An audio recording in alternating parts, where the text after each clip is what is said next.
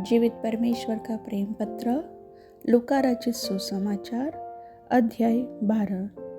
इतने में जब हजारों की भीड़ लग गई, यहाँ तक कि वे एक दूसरे पर गिरे पड़ते थे, तो वह सबसे पहले अपने चेलों से कहने लगा, फरीसियों के कपट रूपी खमीर से चौकस रहना। कुछ ढका नहीं जो खोला न जाएगा, और न कुछ छिपा है जो जाना न जाएगा। इसलिए जो कुछ तुमने अंधेरे में कहा है वह उजाले में सुना जाएगा, और जो तुमने कोठरियों में कानों कान कहा है वह छत पर से प्रचार किया जाएगा।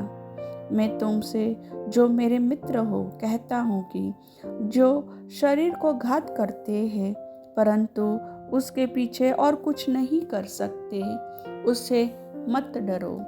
मैं तुम्हें चिताता हूँ कि तुम्हें किससे डरना चाहिए। घात करने के बाद उसको नरक में डालने का अधिकार है, उसी से डरो। हाँ, मैं तुमसे कहता हूँ, उसी से डरो।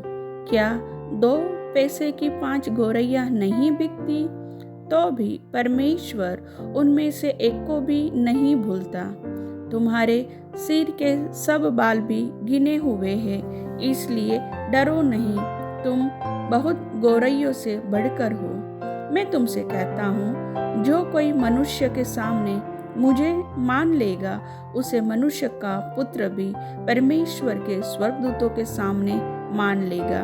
परंतु जो मनुष्य के सामने मेरा इनकार करे, उसका परमेश्वर के स्वर्गदूतों के सामने इनकार किया जाएगा। जो कोई मनुष्य के पुत्र के विरोध में कोई बात कहे, उसका वह अपराध क्षमा किया जाएगा, परंतु जो पवित्र आत्मा की निंदा करे, उसका अपराध क्षमा नहीं किया जाएगा।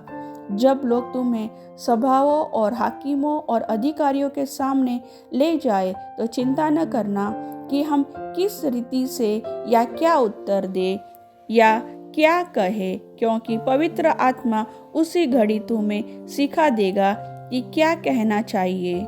फिर भीड़ में से एक ने उससे कहा, हे गुरु, मेरे भाई से कह कि पिता की संपत्ति मेरे साथ बांट ले। ने उससे कहा, हे मनुष्य, किसने मुझे तुम्हारा न्यायी या बांटने वाला नियुक्त किया है? और उसने उनसे कहा, चौकस रहो और हर प्रकार के लोभ से अपने आप को बचाए रखो, क्योंकि किसी का जीवन उसकी संपत्ति की बहुतायत से नहीं होता। उसने उनसे एक दृष्टांत कहा, किसी धनवान की भूमि में बड़ी उपज हुई। तब वह अपने मन में विचार करने लगा, मैं क्या करूं, क्योंकि मेरे यहाँ जगह नहीं जहाँ अपनी उपज इत्यादि रखूं। और उसने कहा, मैं यह करूँगा, मैं अपनी बखारियाँ तोड़कर उनसे बड़ी बनाऊंगा और वहाँ अपना सब अन्न और संपत्ति रखूँगा, और अपने प्राण से कहूँगा कि प्राण, तेरे पास बहुत वर्षों के लिए बहुत संपत्ति रखी है, चैन कर, खा पी, सुख से रह। परंतु परमेश्वर ने उससे कहा, हे मूर्ख, सी रात तेरा प्राण तुझसे ले लिया जाएगा। तब जो कुछ तूने इकट्ठा किया है वह किसका होगा? ऐसा ही वह मनुष्य भी है जो अपने लिए धन बटोरता है, परंतु परमेश्वर की दृष्टि में धनी नहीं। फिर उसने अपने चेलों से कहा, इसलिए मैं तुमसे कहता हूँ, अपने प्राण की चिंता न करो कि हम क्या खाएंगे, अपने शरीर की कि क्या पहनेंगे, क्योंकि भोजन से प्राण और वस्त्र से शरीर बढ़कर है। कौवों पर ध्यान दो, वे न बोते हैं न काटते हैं, न उनके भंडार और न खत्ता होता है, तो भी परमेश्वर उन्हें पालता है। तुम्हारा मूल्य पक्षियों से कहीं अधिक है। तुम में से ऐसा कौन है जो चिंता करने से अपनी आयु में एक घड़ी भी बढ़ा सकता है? इसलिए यदि तुम सबसे छोटा काम भी नहीं कर सकते, तो और बातों के लिए क्यों चिंता करते हो? शोषणों के पेड़ों पर ध्यान करो कि वे कैसे बढ़ते हैं। वे न परिश्रम करते न काटते हैं। तो भी मैं तुमसे कहता हूँ कि सुलेमान भी अपने सारे वैभव में उनमें से किसी एक के समान वस्त्र पहने हुए न था। इसलिए यदि परमेश्वर मैदान की घास को जो आज है और कल भाड़ में झोंकी जाएगी ऐसा पहनाता है, तो हे अल्पविश्वासियों, वह तुम्हें क्यों न पहनाएगा। और तुम इस बात की खोज में न रहो कि क्या खाएंगे और क्या पिएंगे, और न संदेह करो, क्योंकि संसार की जातियां इन सब वस्तुओं की खोज में रहती है, और तुम्हारा पिता जानता है कि तुम्हें इन वस्तुओं की आवश्यकता है। परंतु उसके राज्य की खोज में रहो, तो ये वस्तुएं भी तुम्हें मिल जाएगी। हे छोटे झुंड, मत डर, क्योंकि तुम्हारे पिता को यह भाया है कि तुम्हें राज्य दे। अपनी संपत्ति बेचकर दान कर दो, और अपने लिए ऐसे बटुए बनाओ जो पुराने नहीं होते, अर्थात स्वर्ग पर ऐसा धन इकट्ठा करो जो घटता नहीं, और जिसके निकट चोर नहीं जाता और कीड़ा नहीं बिगाड़ता। क्योंकि जहाँ तुम्हारा धन है वहाँ तुम्हारा मन भी लगा रहेगा।